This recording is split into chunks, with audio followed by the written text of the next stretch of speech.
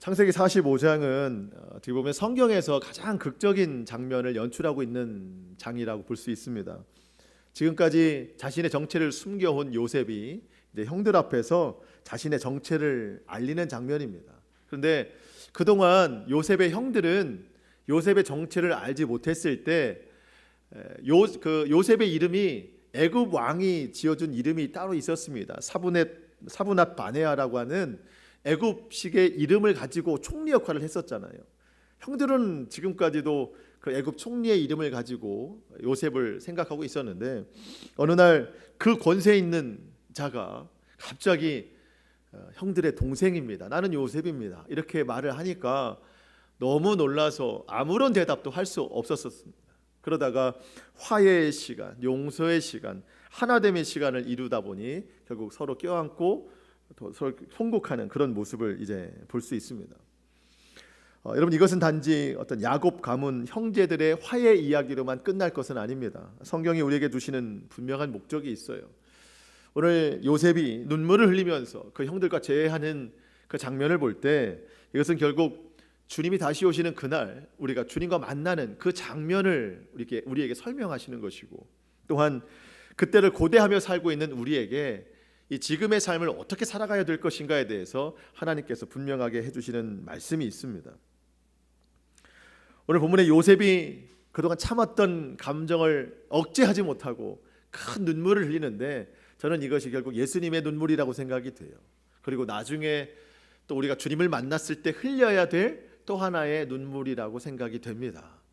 그래서 오늘 이 말씀을 통해서 우리가 다시 한번 주님 오실 날을 정말 간절히 고대하는 마음이 있었으면 좋겠고요. 또 그날을 고대하는 우리의 삶이 어떠해야 되는가 다시 한번 결단이 이루어지는 시간 될 수 있기를 축복합니다. 오늘 본문이 속한 창세기 45장은 결국 앞선 44장의 결과입니다. 물론 어느 성경이나 다 그럴 수 있지만 44장의 그 의미가 그대로 45장의 결과로 나타났습니다.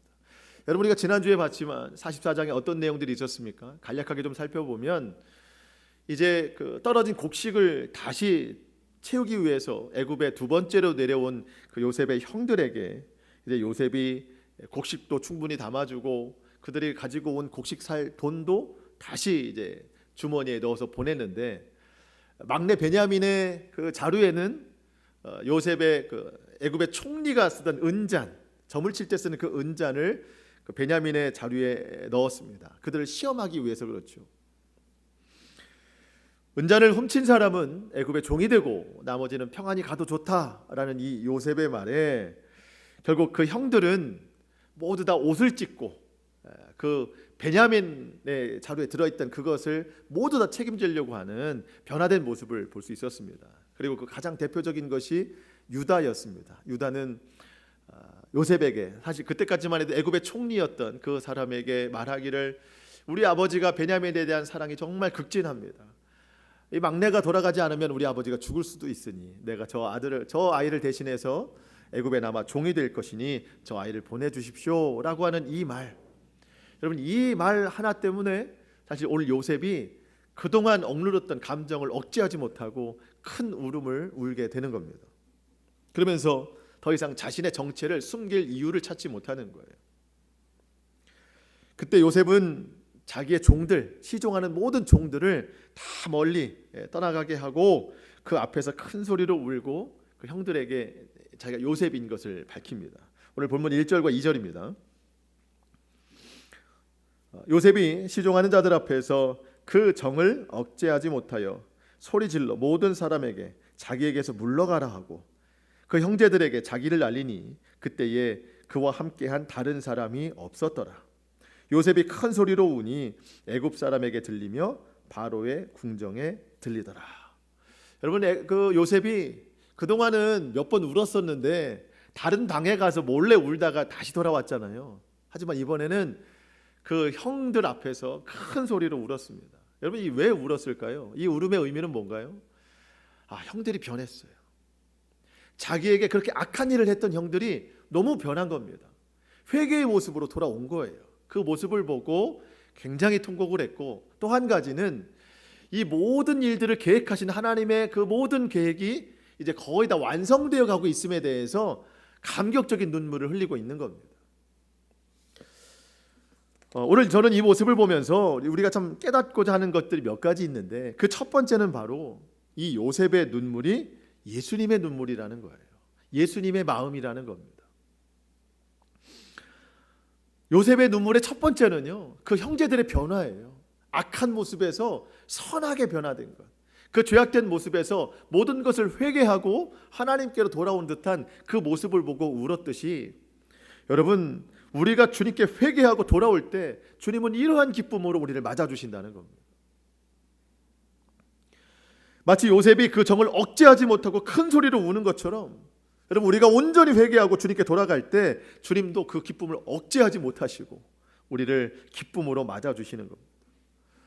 저는 이 요셉의 이야기를 보면서, 사실 요셉 하면 꿈인데 꿈, 근데 이 이야기를 점차 보면서 가장 중요한 것은 역시 회개구나, 그것을 느끼게 되는 거예요. 여러분, 요셉의 형들이 변했고 유다가 변했습니다. 자기의 옷을 찢을 만큼 애통하는 마음으로 그렇게 베냐민을 생각했고, 유다 역시 베냐민 대신해서 애굽에 남겠다고 하는 이유가 뭐예요? 과거에 자기가 요셉을 팔아넘긴 그 죄값을 대신 치르고자 하는 그런 회개의 자세입니다.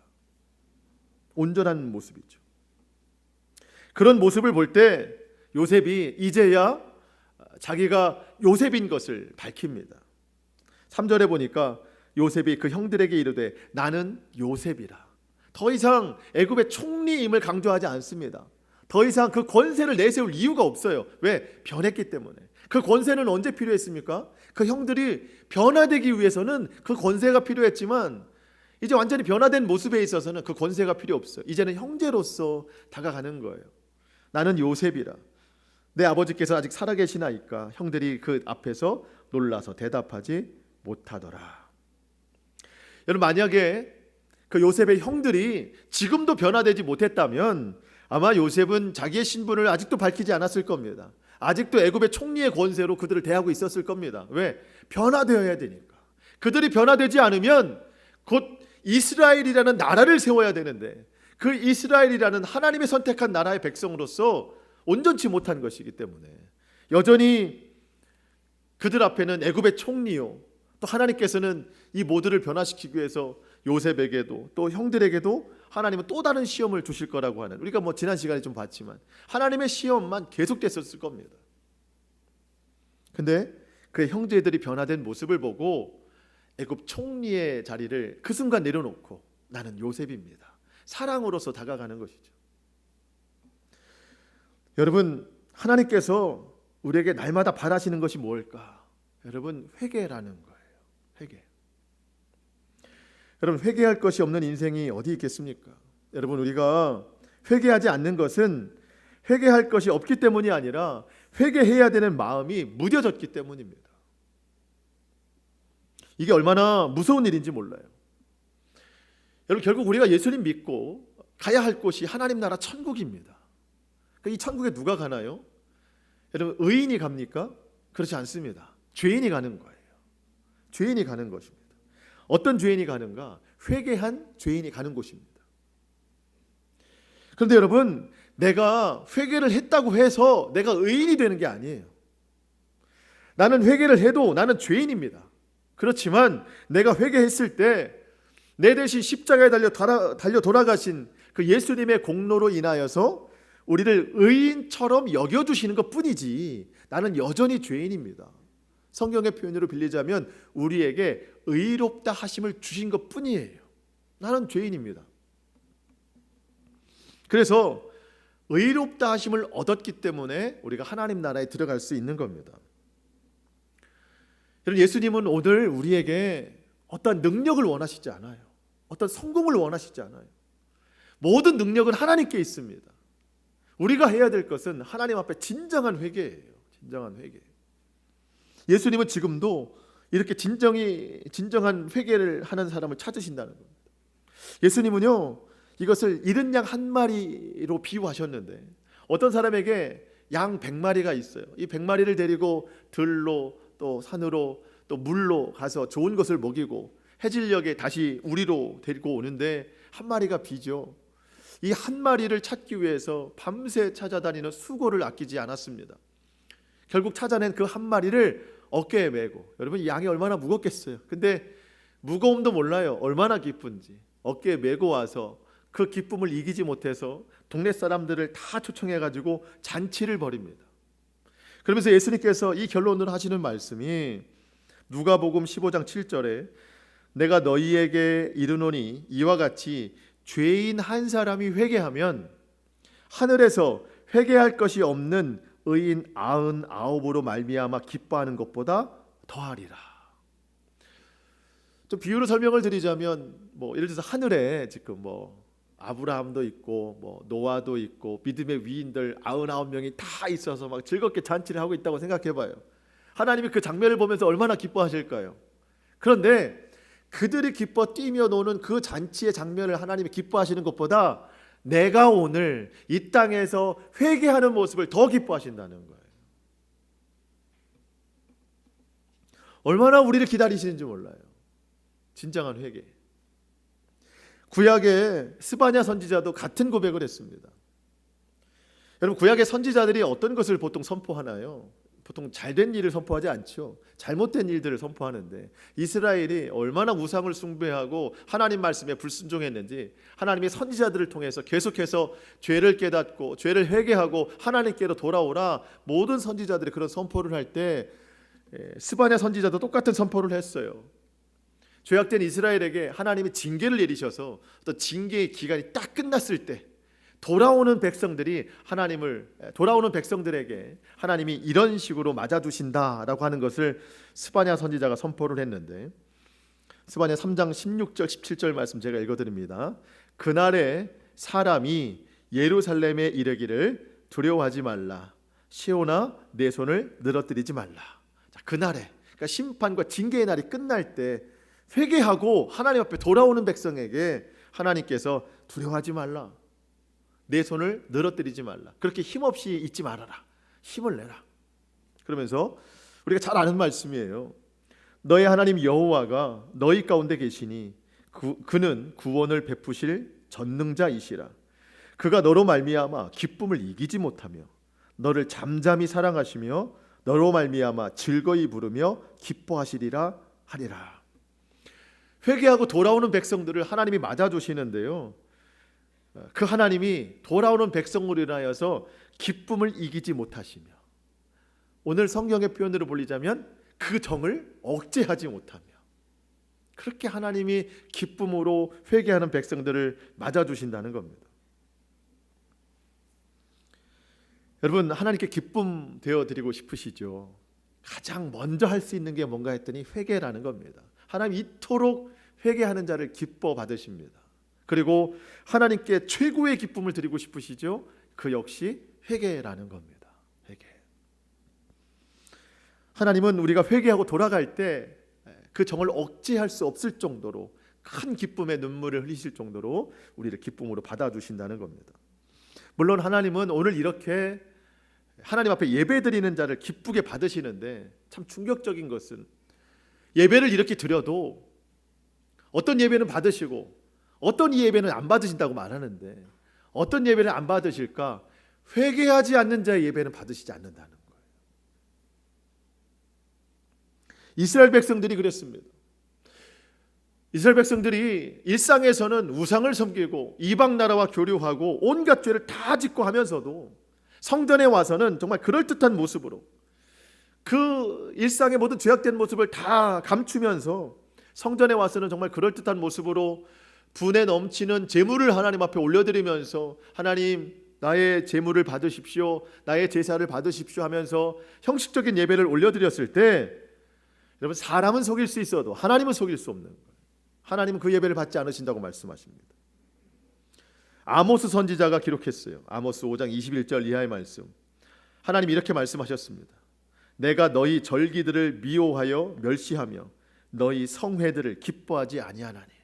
이 성회, 우리가 모여있는 이 일들을 기뻐하지 않으신다.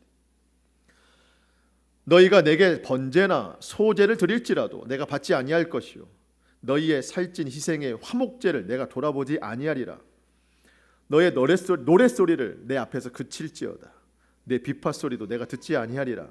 오직 정의를 물같이 공의를 마르지 않는 강같이 흐르게 할지리라.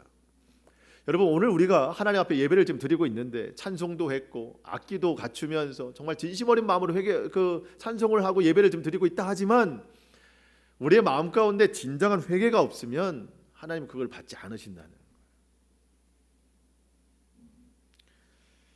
회개하는 자에게 하나님은 용서의 하나님, 사랑의 하나님이신데 회개하지 않는 자에게는 정의의 하나님이요 공의의 하나님이십니다. 여전히 심판하실, 여전히 시험하실 하나님이신 거예요.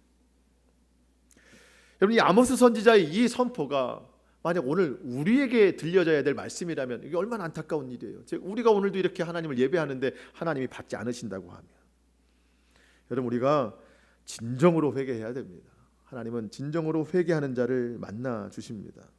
우리가 회개하지 않는다면 하나님은 오늘도 나에게는 공의와 정의의 하나님이세요. 마치 요셉이 그 형들이 회개하고 돌아오기 전까지는 애굽의 총리였던 것처럼 오늘 우리가 회개하지 않으면 하나님은 애굽 총리보다 더 높은 권세의 공의와 정의의 하나님으로 우리를 맞아주시는 거예요.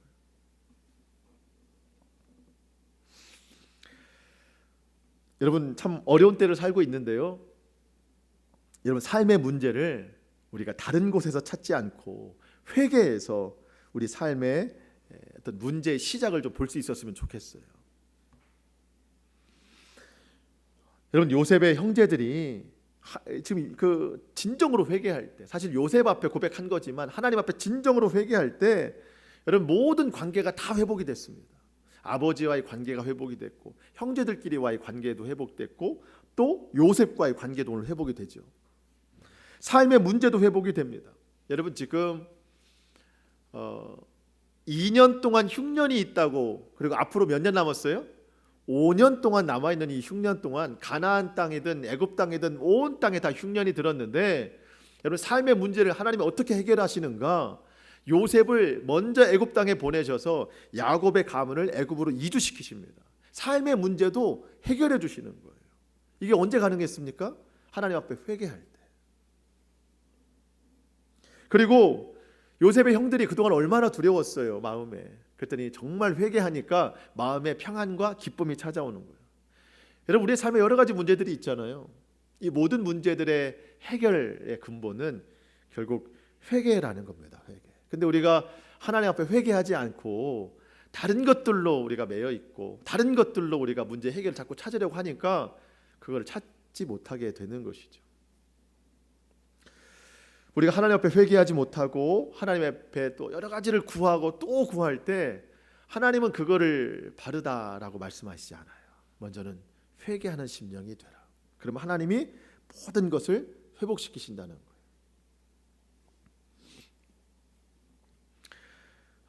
그런 마음 우리가 할 수 있어요. 저는 회개하고 삽니다. 회개하고 삽니다라고 생각할 수 있는데, 여러분, 회개를 하되 진정한 회개가 필요한 거예요. 진정한 회개. 회개는 절대 형식적으로 하지 않습니다. 그런 거 있잖아요. 회개가 너무 중요하기 때문에, 회개는 해야 되기 때문에, 그래서 우리가 기도의 자리에 앉아도 내 간구할 이야기들이 너무 많으니까 회개는 이제 빨리 회개부터 일단 하고 하자 해서 회개가 그냥 스쳐 지나가듯 하는 회개가 너무 많아요. 형식적으로 하는 회개가 너무 많아요. 여러분, 회개를 하면은요, 하나님이 그 마음에 인격적인 위로를 주신다고 그랬거든요. 마태복음 5장 4절에 애통하는 자에게 복이 있나니 그가 위로를 받을 것이요. 하나님이 우리의 마음을 만져주세요. 근데 우리가 참 많은 회개를 했지만 저도 하나님의 위로를 받은 적이 없어요. 왜 그런가 했더니 형식적인 회개를 너무 많이 지나간 거예요. 해야 되기 때문에 하는 회개. 그러니까 하나님의 위로를 받은 적이 없어요. 회개를 해도. 그럼 회개는요, 형식으로 하는 게 아닙니다. 진정으로 해야 되는 거예요. 애통하는 마음으로 해야 됩니다. 요셉의 형제들이 베냐민의 사건을 보고 옷을 찢었듯이 우리도 마음을 찢는 그 애통하는 회개가 있어야 되는 겁니다. 그러면서 회개는 입술과 마음으로만 하는 게 아닙니다. 삶으로 돌이켜서 하나님께 돌아가는 것까지가 회개예요. 여러분 우리가 어디를 목적지로 좀 두고 갈 때, 뭐 걸어가거나 차에 내비게이션을 켜고 가거나 갈 때 가다가 틀린 길이라고 생각될 때가 있잖아요. 이거는 그 길로 가는 길이 아니야라고 생각이 될 때가 있습니다. 그러면 그걸 인정하고 틀렸다는 것을 알고 바른 길로 돌아가야 되는 겁니다. 여기까지가 여러분 이 모든 과정이 회개예요. 그런데 우리의 회개는 어디서 머무는가? 가는 길이 잘못되었다고 생각하는 것까지가 우리의 회개예요.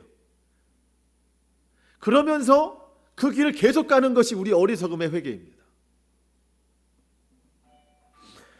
여러분, 회개는 죄의 길에서 돌아서서 하나님께서 원하시는 바른 길로 나아가는 것까지가 회개입니다.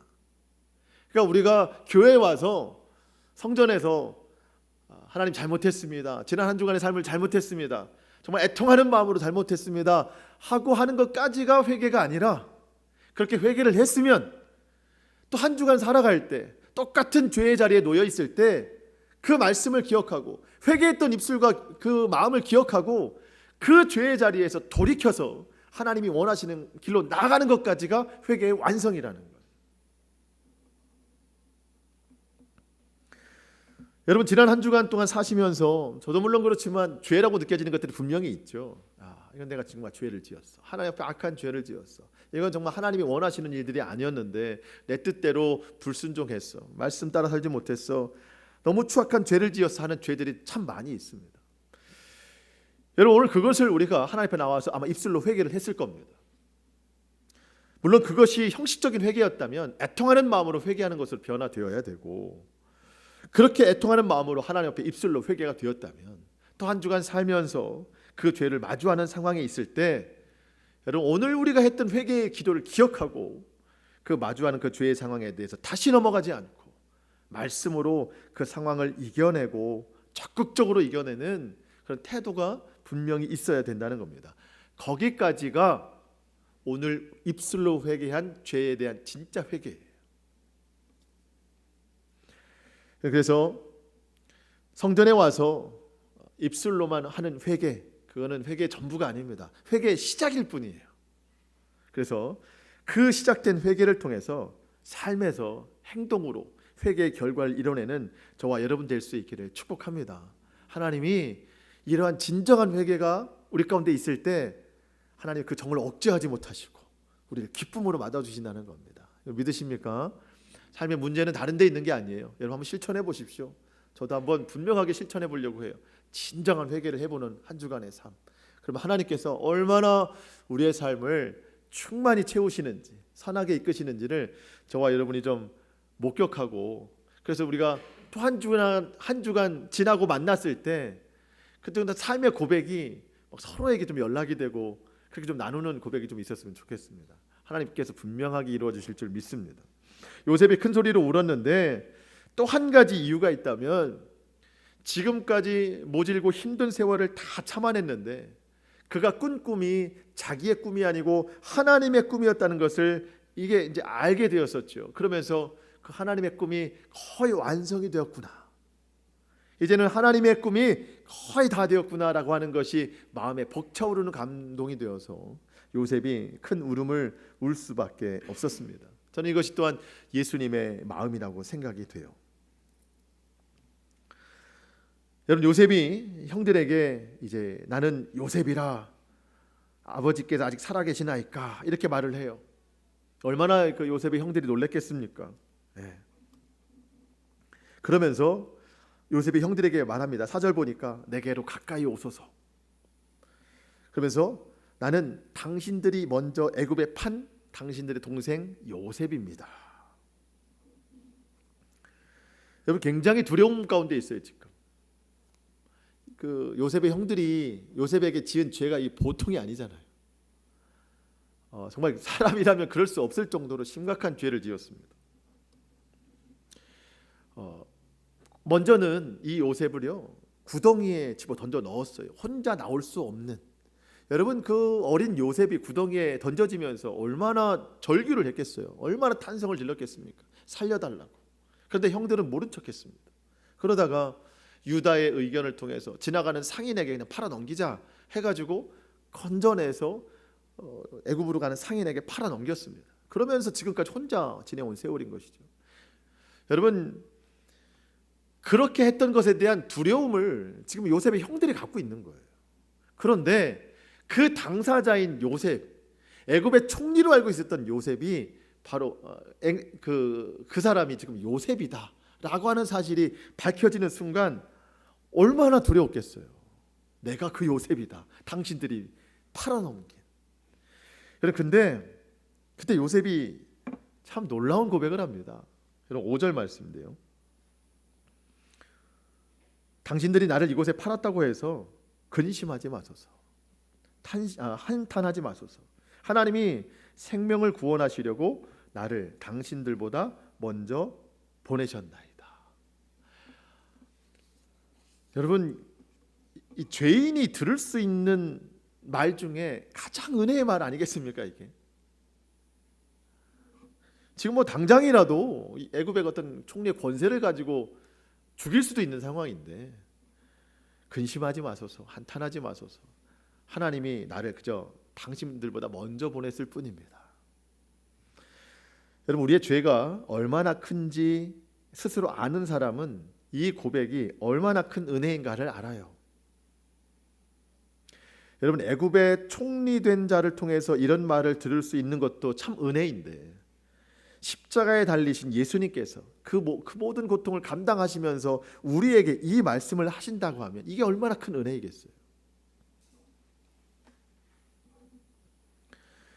여러분, 오늘 우리의 삶에 감사의 조건이 없습니까? 혹시 여러분, 저는 이 고백만으로도 우리에게 충분한 감사가 된다고 생각이 돼요. 요셉의 고백처럼 예수님이 우리에게 말씀하신다면 내가 너로 인해 십자가를 지었다고 해서 너는 근심하거나 한탄하지 말아라. 하나님이 너의 생명을 구원하시려고 나를 이 세상에 보내셨고 십자가를 지게 하셨느니라. 우리 주님이 우리에게 이렇게 말씀하시는 것이죠. 그러면서 오히려 나를 위해 십자가를 지신 것이 오히려 고통이 아니라 하나님의 뜻을 이루시게 됨에 대해서 감사하시는 그 예수님의 모습을 봅니다. 저와 여러분이 이 감당할 수 없는 이 은혜에 더욱 감사하며 살아갈 수 있기를 주님의 이름으로 축복합니다.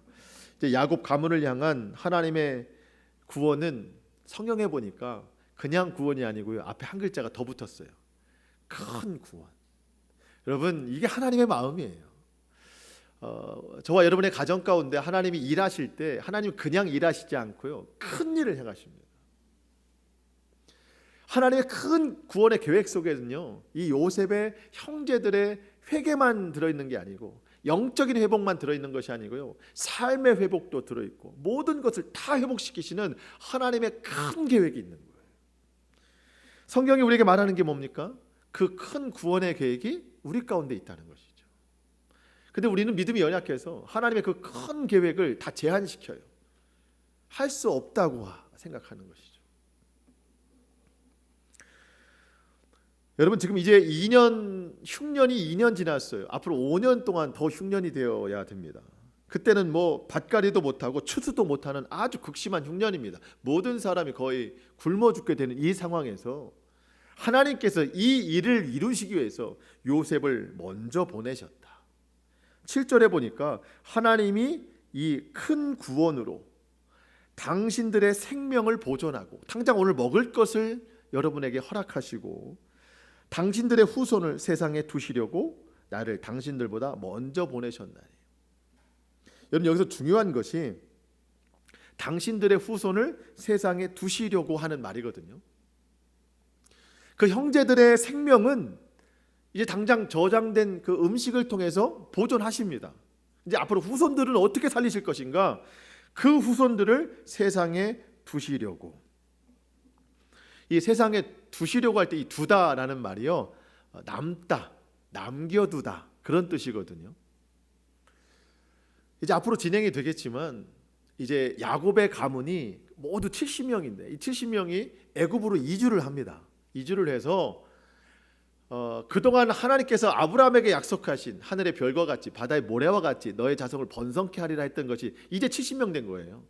그런데 과연 이게 언제 이루어지는가 봤을 때 애굽으로 넘어갔을 때부터 이제는 정말 감당할 수 없을 정도로 이 자손이 막 번성하는 거예요. 자손이 번성하는.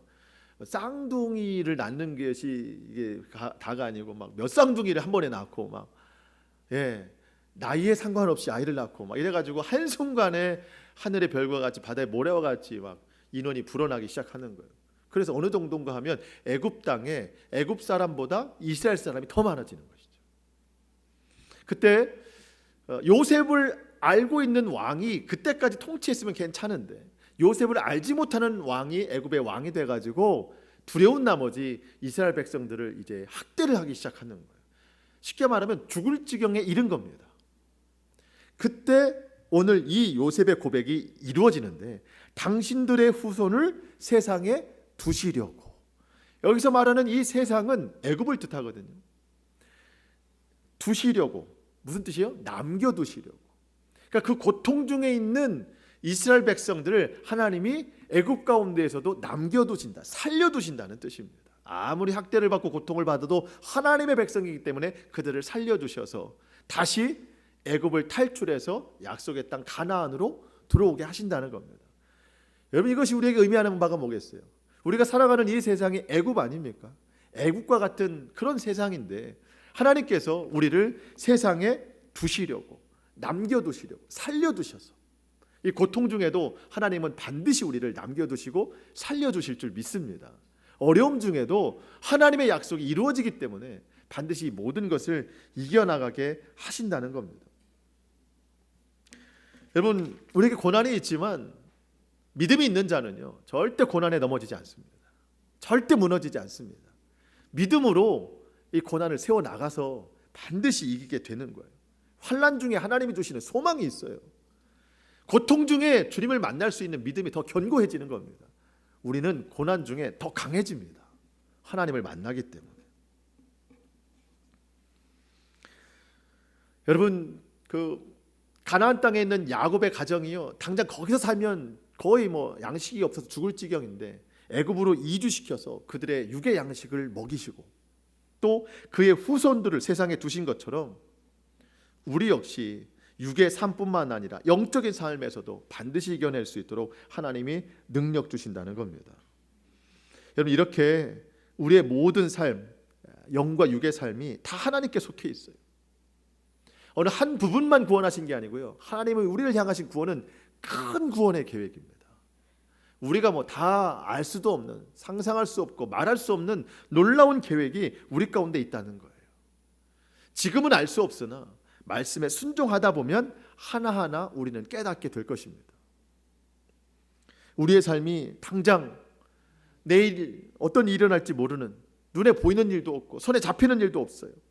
하지만 결국 우리가 할 수 있는 고백이 뭐예요? 지나고 나니까 하나님의 은혜였다. 오늘은 몰랐는데 세월이 지나고 나니 하나님의 은혜였다. 여러분, 세월이 지나고 나서 하지 말고 오늘 해보면 어떨까요?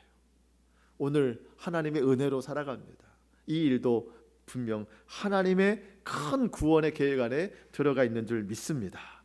그렇게 고백하며 살아가는 것이 지혜로운 인생이고 은혜 받는 인생이라고 생각이 됩니다. 요셉이 그런 고백했잖아요.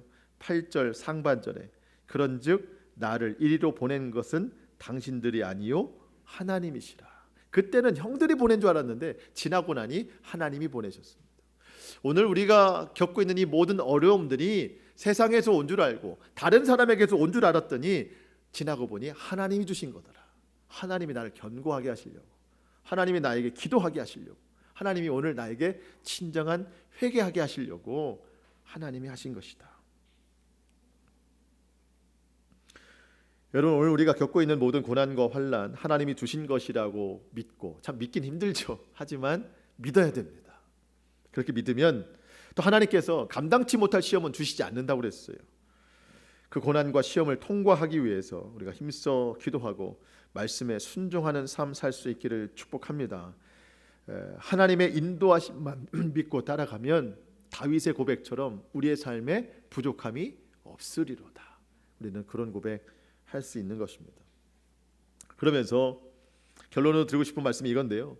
여러분, 요셉의 눈물은 첫 번째 예수님의 눈물, 회개하고 돌아오는 자들에 대한 예수님의 눈물이라고 말씀드렸는데, 또 한 가지 결론적으로 드리고 싶은 말씀은 요셉의 눈물이 결국 우리의 눈물이 되어야 된다는 거예요. 여러분, 요셉이 그동안 정을 억제하면서 살아왔어요. 한순간도 자기를 풀어놓지 못했습니다. 왜? 하나님 뜻 이루기 위해서, 믿음으로 살기 위해서. 그러다가 모든 것이 이루어졌을 때 이제는 더 이상 억제하지 못하고 한 번에 큰 울음을 터뜨렸습니다. 여러분, 그것이 애굽 사람에게 들렸고 바로의 궁정까지 들렸다고 그랬어요. 여러분, 이게 무슨 얘기냐면 요셉이 뭐 아무리 크게 울었어도 저 넓은 궁정까지 어떻게 들렸겠습니까? 요셉이 우는 모습을 보고 신하들이 궁정에 바로 왕에게 전달해줬다는 뜻입니다. 들렸고 들렸다.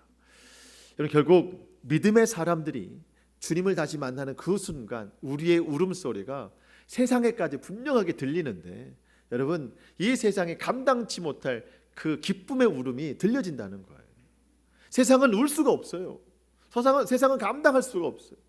오직 믿음의 사람들만 그동안 억제했던 이 세상을 억제하고 모든 악한 것들을 억제하고 모든 어려움들을 억제하고 살아왔던 그 기쁨을 한순간에 주님 품 안에서 토해낼 수 있는 것이죠. 여러분, 잘 억제하고 계십니까? 우리 억제하래요. 이건 뭐 일부러 참는 것이 아니고 믿음으로 참아내야 되는 겁니다. 왜냐하면 억제하고 억제했던 것을 한순간에 풀어놓기 위해서 오늘 우리의 삶이 주님 앞에 그러한 삶이 될 수 있기를 축복합니다. 말씀을 마치겠습니다. 여러분, 오늘 우리의 삶은 하나님의 큰 계획 안에 있습니다. 우리는 당장 내일 일도 알 수 없는 영악한 존재이지만 하나님께서는 내 모든 것을 아시고 가장 선한 것으로 오늘 우리의 삶을 인도하십니다.